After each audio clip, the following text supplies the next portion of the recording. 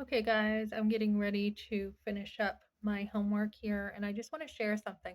So, this is such a tough balance, I think, as a woman. We are taught to be independent, go getters.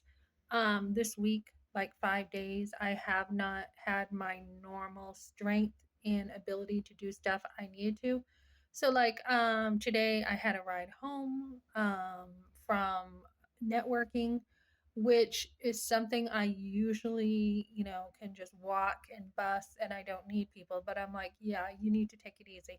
So again, I went to the grocery store and I'm like, okay, I need some band aids. And they didn't sell them at this one.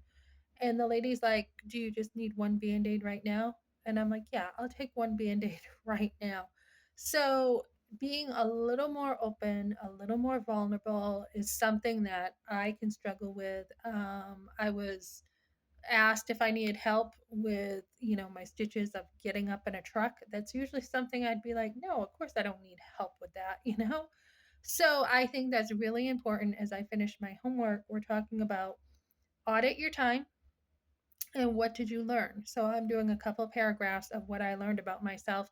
And I have learned that I'm not as, what's the word?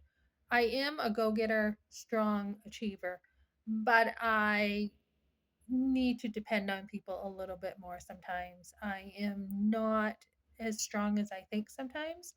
So that is something that I've had to learn. And a lot of times, ladies, with men, we are not being vulnerable and we are not being open. And we're just like, no, I got it. I can do it. Don't worry about it. I got it. And that can make a man feel like, well, then what am I doing here, right? I mean, there's a difference between, you know, being lazy and being somebody who is just driven. I am like totally driven. I had a friend say to me, "Oh my goodness, you are so driven."